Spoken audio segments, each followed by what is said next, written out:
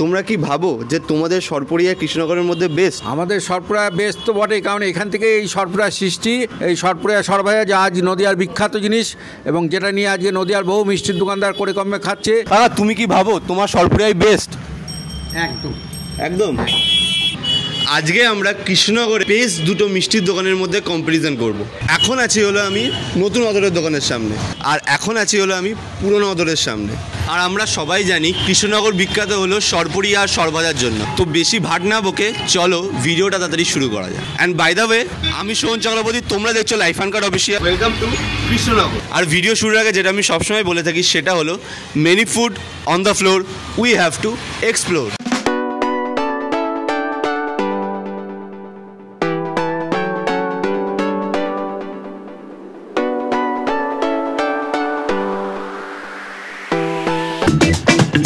প্রথমেই যাবো হলো পুরনো অদরের দোকানের সামনে। তো চলো আগে যাওয়া যাক। তো যেতে যেতে মাথায় একটা আইডিয়া এলো যে তোমাদের কিভাবে সরপুরিয়া বানায় সেটা একবার প্রথমে দেখায়। এইবার আমি তোমাদের দেখাবো যে কিভাবে সরপুরিয়া তৈরি হয়। তো চলো কাকার সাথে প্রথমে কথা বলে নিই। কাকা, বলছি তুমি কেমন আছো? আমি ভালো আছি। সরপুরিয়া তৈরি হয় তো ছানা চিনি ছানা ঘেঁটে তারপর ক্ষীর দেওয়া হয়। ক্ষীর দেওয়ার পর ঠান্ডা হয়।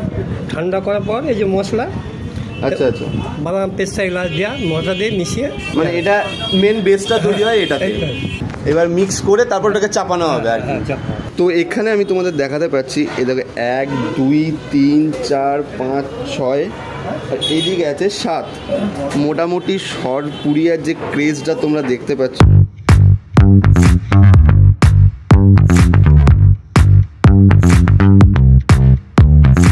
তো এবার একটা কাকাকে প্রশ্ন করব, সেই প্রশ্নটা হলো, কাকা তুমি কি ভাবো তোমার সরপুরিয়াই বেস্ট? একদম।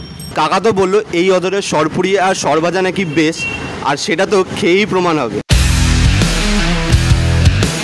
তো পুরনো অদরের সরপুরিয়া আর সরভাজা নিয়ে চলে এসেছি, এই দেখো। তো চলো এটাকে আনবক্সিং করা যায়।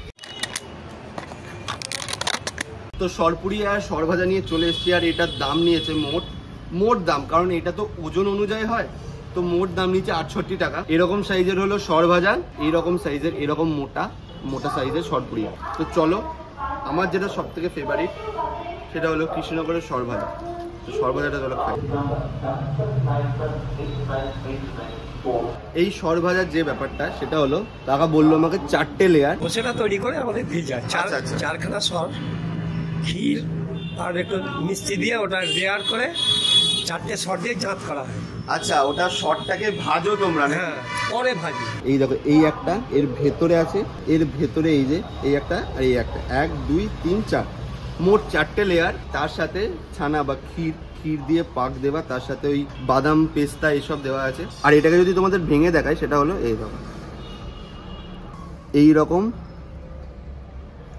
এইরকম থাকবে সরভাজার লেয়ারটা। বেস্ট খেতে, বেস্ট। এর পরের আইটেম হলো পুরনো অদরের সরপুরিয়া এরকম থিকনেস। তো চলো এবার এটাকে খাওয়া যায়। আজকে কেন জানি না আমার সরভাজার চেয়ে সরপুরিয়াটা বেশি ভালো লাগছে। তার কারণ এটা যখন মুখে যাচ্ছে না, আর এমনি এটা একদম ফ্রেশ তৈরি, তো আর মুখে যাচ্ছে আর ব্যাপারটা জাস্ট মিলিয়ে যাচ্ছে। এটাকে যদি তুমি রেটিং দিতে বলো, সরপুরিয়াটা 9.5 আর সরভাজাটা 9। তার কারণ সরভাজাটা আই থিঙ্ক মনে হয় আজকে, কারণ আর আমি যখন সবসময় খাই তখন কিন্তু একদম প্লেন, আর ওই যে কড়া যে ভাজাটা, ওই কড়া ভাজাটা থাকে না, প্লেন থাকে। কিন্তু আজকে জানি না আমি কোনো কারণে হয়তো কড়া ভাজা হয়ে গেছে। ঠিক আছে, তো চলো এবার আমাদের নেক্সট ডেস্টিনেশন সেটা হলো নতুন অদর, সেই অদরে যাওয়া যায়। চলে এসছি হলো নতুন অদরের সামনে। তো চলো নতুন অদরের ভেতরে ঢোকা যাক। তো নতুন অদরের দোকানের ভেতরে চলে এসেছি, এবার কাকাকে পেয়ে গেছি। তো কাকা তোমার নাম কি যদি একটু বলো? আমার নাম হচ্ছে গৌতম দাস। আচ্ছা, তো কাকা একটা কথা জিজ্ঞাসা করার ছিল। কথাটা হলো, তোমরা কি ভাবো যে তোমাদের সরপুরিয়া কৃষ্ণনগরের মধ্যে বেস্ট? আমাদের সরপুরা বেস্ট তো বটেই, কারণ এখান থেকে এই সরপুরা সৃষ্টি, এবং এটা আমার দাদুর সৃষ্টি করা অধরচন্দ্র দাসের। এই সরপুরিয়া সরভাজা যা আজ নদিয়ার বিখ্যাত জিনিস, এবং যেটা নিয়ে আজকে নদিয়ার বহু মিষ্টির দোকানদার করে কমে খাচ্ছে। এবং যে কথা আজকে অনেক দোকানদারও স্বীকার করে যে আপনাদের সরপুরিয়া সরভাজা নেই, তো আমরা করে কমে খাচ্ছি। আর নতুন বলতে এটা হচ্ছে আমাদের যখন 100 বছর পূর্তি হলো, কারণ এখন 122-24 বছর হয়ে গেল, তো সেইখানে তখন 100 বছরে কি করা হবে। তা তখন দেখা গেল যে আমাদের এই মিষ্টির দোকানে মানে মেজে ফুরে বা ইয়ে করে বিভিন্ন রকম ইঁদুর ঘুরে বেড়াতো খুব। সুতরাং তখন যখন আমি এদেরকে বললাম যে 100 বছরে আমরা কি করতে পারি, তা মেন দাঁড়িয়ে ছিল যে নোংরাটা বা ইয়েটাকে পরিষ্কার জায়গায় নিয়ে আসা। থেকেই লোকে এটাকে মনে করে নতুন, আদতে এটা নতুন নয়, এটা হচ্ছে 100 বছরের সময়ে পূর্তিকালের এই অংশগুলো আমাদের করে নেওয়া। মানে বিধানচন্দ্র রায় থেকে আরম্ভ করে অনেকেই আমাদের এই মিষ্টি খেয়েছেন এবং প্রশংসা করেছেন, এবং মান্নাদের সঙ্গে আমার নিজের একটা ছবিও আছে, কারণ এটা আমাদের একটা কৃষ্ণনগরের সম্মান, এটা আমাদের একটা কৃষ্ণনগরের ঐতিহ্য। সুতরাং সেই ঐতিহ্যটাকে ধরে রেখে এখনও চলার সবসময় চেষ্টা করি এবং যতটা হাইজিনিকভাবে রাখা যায়। অধরের এই মিষ্টির দোকানে কিন্তু অনেক ধরনের মিষ্টি পাওয়া যায়। তোমরা দেখতে পাচ্ছ এখানে মালপোয়া আছে, সরভাজা, সরপুরিয়া, সরভাজা, এখানে আরও অনেক ধরনের মিষ্টি আছে, বেক রসগোল্লা, ম্যাঙ্গো সন্দেশ। আর তোমাদের যদি এই কাউন্টারটা দেখায়, এখানে চকলেট মিষ্টি আছে, পোস্ত মিষ্টি আছে, সিঙ্গারা মিষ্টি, কালো জাম, ল্যাংচা, ক্ষীরপুলি, এই দেখো। তো নতুন অধরের সরভাজা আর সরপুরিয়া নিয়ে চলে এসেছি। এই যে এটা হলো সরভাজা আর এটা হলো সরপুরিয়া। এই সরপুরিয়াটা একটু অন্য, তার কারণ হলো এটাতে নাকি উপরে হালকা একটা সরের লেয়ার আছে, আর তার সাথে এটা কেশর টেশর দিয়ে তৈরি, আর ওপরে এই যে বাদামের কুচি, এরকম। তো চলো প্রথমে সরপুরিয়াটা খাওয়া যায়।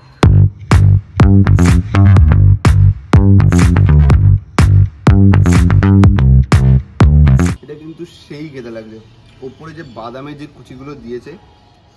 এই জিনিসটার জন্য যদি কেউ এক পিসের জন্য 100 টাকা চার্জ করে, আমি সেটাই দিতে রাজি। মানে একদম অমৃত যে জিনিসটা বলে, ওই অমৃত একদম। তো এবার চলো সরভাজাটা টেস্ট করে দেখা যাক। সরভাজাটা বলবো ওই দোকানের সরভাজা যেটা, ওই দোকানের সরভাজা খাওয়ার পর এই সরভাজাটা ঠিক আসবে না। তার কারণ এটা হালকা একটু শক্ত শক্ত, ওর ওখানে যেটা একদম নরম ছিল, এখানে একটু শক্ত। তাও চলো আরেকবার টেস্ট করি। সরপুরিয়াটা 10-এ 10, যেমন খেতে তেমন সেন্টটা দিচ্ছে, আর তেমন ফ্রেশ আর নরম। আর এইটা আমি বলবো এটা ওই 8 অবধি ঠিক আছে, কারণ এটা ওই ফ্রেশের যে ব্যাপারটা ওইটা আমি পেলাম না। তো চলো এটা খেয়ে তারপরে কথা হচ্ছে। যাই হোক, এই ভিডিওর উইনার কিন্তু দুজনাই, তার কারণ একজনের সরপুরিয়া ভালো আর একজনের হলো সরভাজা। আর আমি এই ভিডিওতে কিন্তু অনেস্ট ওপিনিয়ন দিয়েছি, যেটা আমার ভালো লেগেছে সেটা ভালো, আর যেটা খারাপ লেগেছে সেটা খারাপ। এরকম আরও ভিডিও দেখতে গেলে এই চ্যানেলটা সাবস্ক্রাইব করে দিও, আর লাইক কমেন্ট শেয়ার করতে একদম ভুলো না। So tata, bye bye.